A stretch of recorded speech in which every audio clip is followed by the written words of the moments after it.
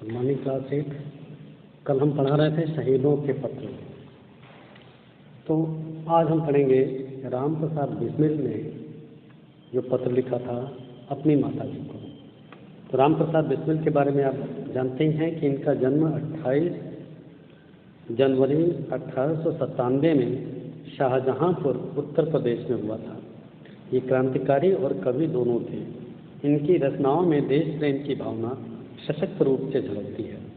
सरफरोशी की तमन्ना अब हमारे दिल में है, देखना है जोर कितना बाजुए कातिल में है, रह बरे राहें मोहब्बत रह न जाना राह में, एक मिट जाने की हसरत अब दिले बिस्मिल में है। वक्त आने पर बता देंगे तुझे ए आसमां, हम अभी से क्या बताएं क्या हमारे दिल में है। इस प्रसिद्ध गज़ल के लेखक भी शहीद राम प्रसाद बिस्मिल ही थे। ये एक अच्छे शायर भी थे। इन्होंने अनेक क्रांतिकारी गीत लिखे।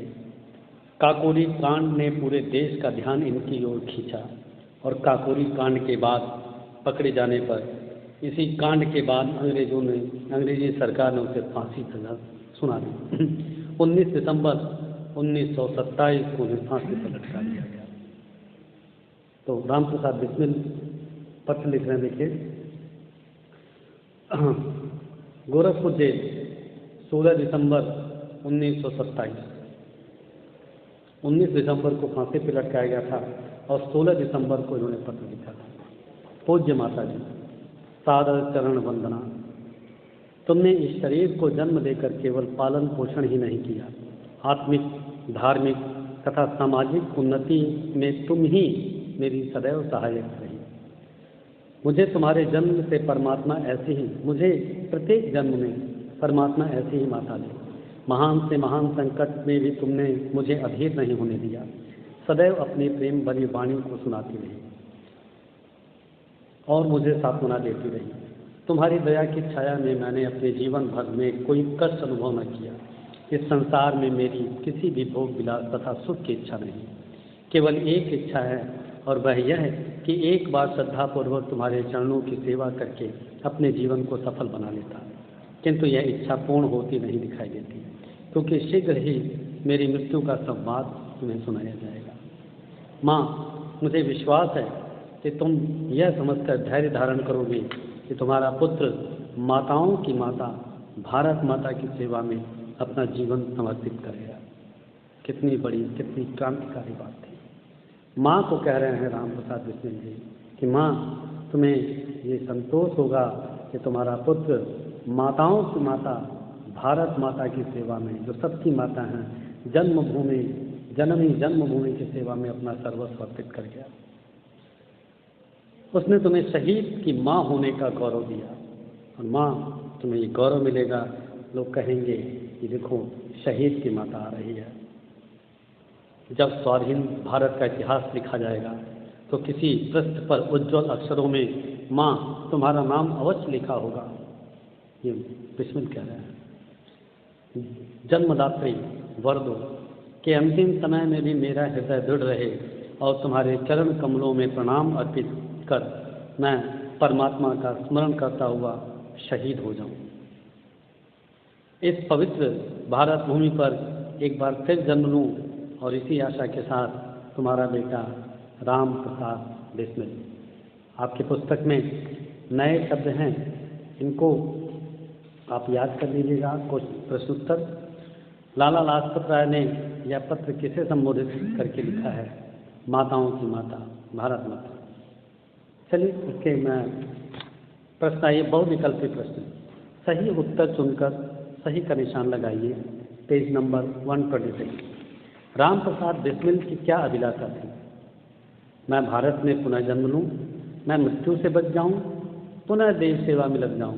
नहीं, राम प्रसाद बिस्मिल की अभिलाषा थी कि मैं पुनः भारत में जन्म लूँ, क्योंकि वो जानते थे कि 2 दिन में उनकी फांसी हो जाएगी।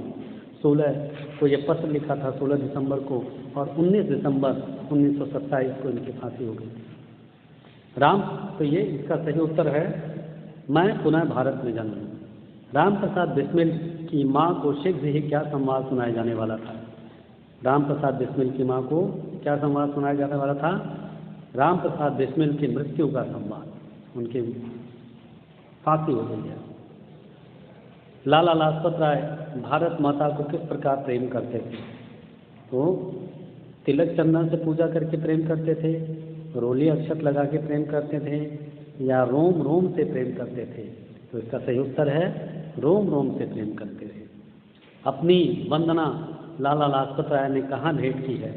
ईश्वर के चरणों में, अपनी माँ के चरणों में, या भारत माता के चरणों में? तो इन्होंने किसको भेंट की है? भारत माता के चरणों में। अब कुछ व्याकरण से देखिए, नीचे दिए गए वाक्यों में सर्वनाम और सार्वनामिक विशेषण से वाक्यों को पहचान कर लिखिए। आपको पता है सर्वनाम संज्ञा की जगह आता है, लेकिन सार्वनामिक विशेषण संज्ञा से पहले आकर के या संज्ञा की विशेषता बतलाता है। संज्ञा से पहले स्वयं उपस्थित होकर के संज्ञा भी रहती है, उसकी विशेषता बतलाता है। जैसे मेरा नाम सुरभि है, तो मेरा सुरभि संज्ञा की विशेषता बतला रहा है, यहाँ पे मेरा सार्वनामिक विशेषण है।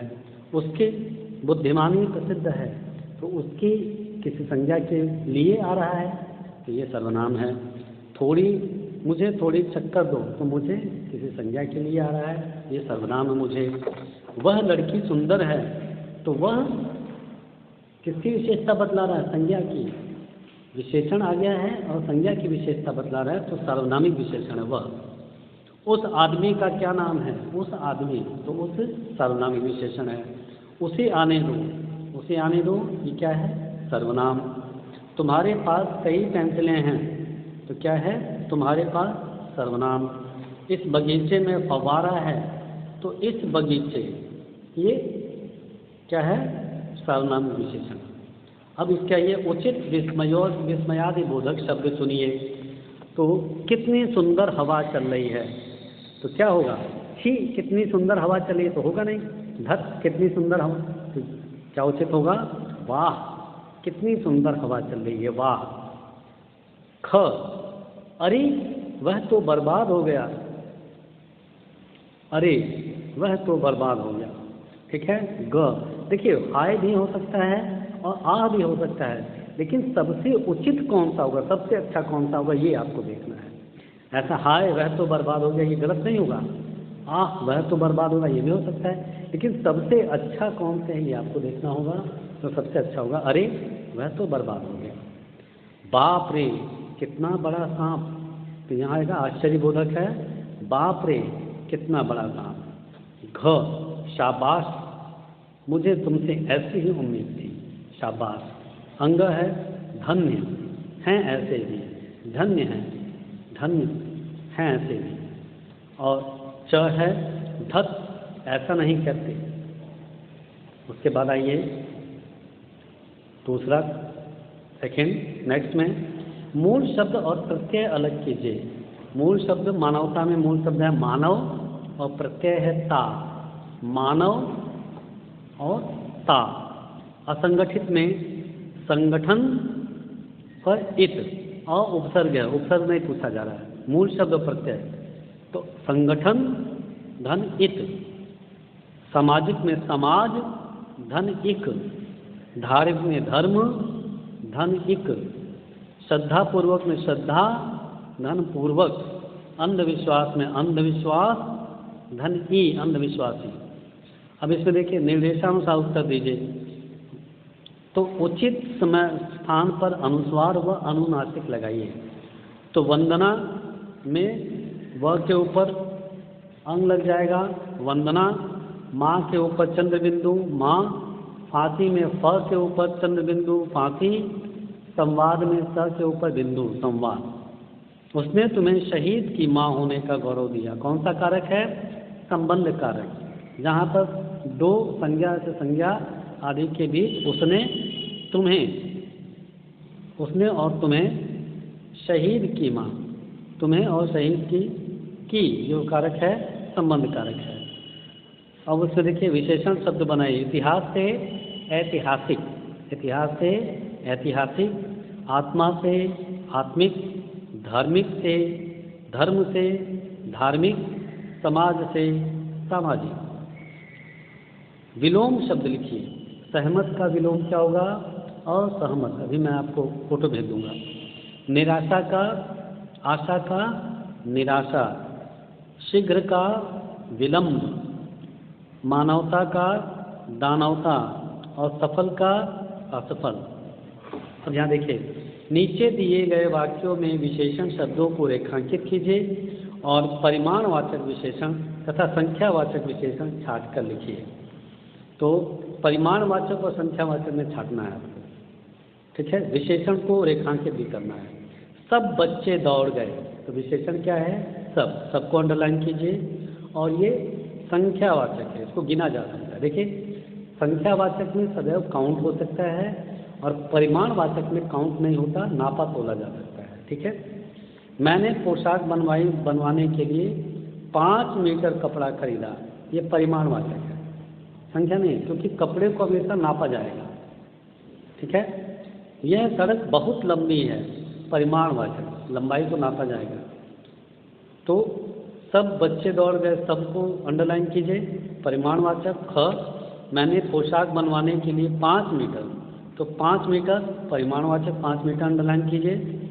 यह सड़क बहुत, बहुत के नीचे परिमाणवाचक, बहुत के नीचे अंडरलाइन कीजिए और ये परिमाणवाचक है। वह बाजार से 10 किलो चावल लाया, 10 किलो को अंडरलाइन कीजिए, परिमाणवाचक है ये। आज मैंने बहुत खाना खाया, तो बहुत को अंडरलाइन कीजिए, परिमाणवाचक है। अब देखिए, दिए गए शब्दों के पर्यायवाची शब्द लिखिए। Question number 5, page number 127। हृदय, हृदय का पर्यायवाची है दिल, द पे छोटी की मात्रा दिल, या उर भी कहते हैं। कष्ट, कष्ट का पर्यायवाची है मुसीबत। दृढ़, दृढ़ का पर्यायवाची है मजबूर। स्वाधीन, स्वाधीन का पर्यायवाची है स्वतंत्र। सदैव, सदैव का पर्यायवाची है हमेशा। इच्छा, इच्छा का पर्यायवाची है चाह। अब नेक्स्ट देखिए, अनेक शब्दों के लिए एक शब्द लिखिए। जन्म देने वाली, जन्म देने वाली जननी, जो धर्म से संबंधित हो, धार्मिक, मैं अभी फोटो भेज दूंगा। जो परंपरा से संबंधित हो, पारंपरिक। जो साहित्य से संबंधित हो, साहित्यिक। जो संगठन, जो संगठित न हो, असंगठित। जो विज्ञान से संबंधित हो, वैज्ञानिक। जो आत्मा से संबंधित हो, आत्मिक। जो इतिहास से संबंधित हो, ऐतिहासिक। ओके,